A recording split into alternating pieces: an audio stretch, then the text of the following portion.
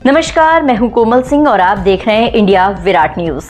आइए नजर डालते हैं इस वक्त की खास खबर पर। यूपी के शाहजहांपुर जिले में पुवाया के एसडीएम के रूप में हाल ही में तैनात किए गए आईएएस अधिकारी रिंकू सिंह राही को महज 36 घंटे में ही उनके पद से हटा दिया गया। चर्चा में आए इस तबादले की वजह से एक विवादित घटनाक्रम को माना जा रहा है, जिसमें अधिकारी ने वकीलों के सामने खुद कान पकड़कर उठक बैठक लगाई है।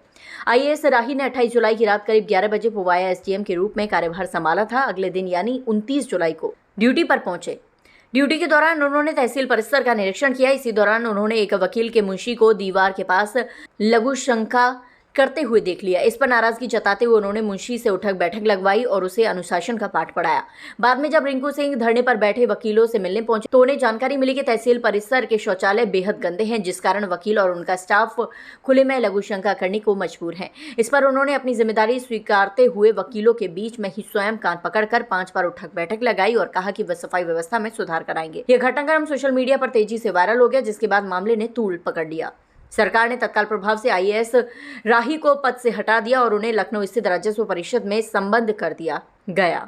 रिंकू सिंह राही ने स्वयं मीडिया से बातचीत में घटना की पुष्टि की और बताया कि उन्होंने मुंशी को खुले में पेशाब करने से रोका था, क्योंकि वह तहसील परिसर की गरिमा बनाए रखना चाहते थे।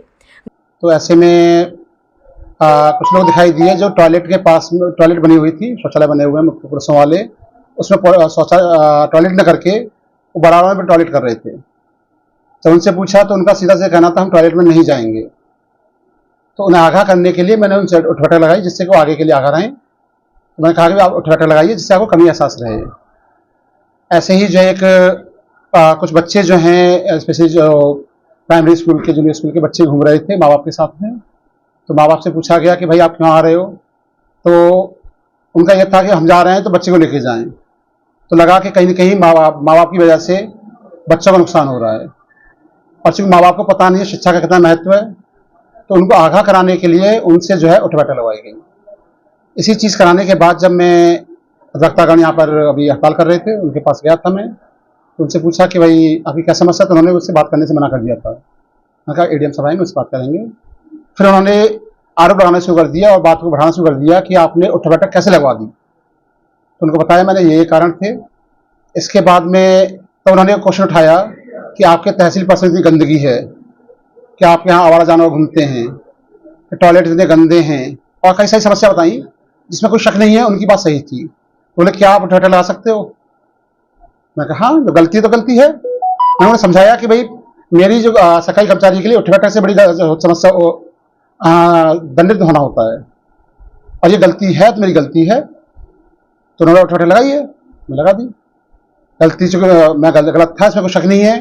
आज मैंने ज्वाइन किया है और जो सफाई व्यवस्था देखी और जो अन्य चीज़ देखी, थोड़ी तहसील साहब से बात हुई तो बता रहे 10 दिन पहले तो और ज़्यादा गंदगी थी। तो उन्होंने तहसील साहब ने जो है काफ़ी सफाई कराई है, लेकिन अभी भी चूंकि कुछ कमियां रह गई हैं। तो मैंने सबसे बोला भी है कि भाई गलतियां होंगी, बताएंगे, हम उसको सुधार करेंगे। गौरतलब है कि रिंकू सिंह राही एक तेज तर्रार और ईमानदार अफसर माने जाते हैं। इससे पहले भी वह कई बार भ्रष्टाचार के खिलाफ खुलकर बोलने और कार्रवाई करने को लेकर चर्चा में रह चुके हैं। हालांकि इस बार उनकी सादगी और जिम्मेदारी भरी कार्रवाई को लेकर मिश्रित प्रतिक्रियाएं देखने को मिल रही हैं। कुछ लोग उनकी ईमानदारी की सराहना कर रहे हैं तो कुछ लोग इसे प्रोटोकॉल के विपरीत बता रहे हैं। अब देखना यह होगा कि राही को नई जिम्मेदारी में किस प्रकार का कार्यभार दिया जाता है और क्या उन्हें फिर से मैदानी जिम्मेदारी मिलती है या नहीं। आज के लिए बस इतना ही। ऐसी ही देश और दुनिया की तमाम छोटी बड़ी खबरों को देखने के लिए जुड़े रहिए इंडिया विराट न्यूज के साथ। नमस्कार।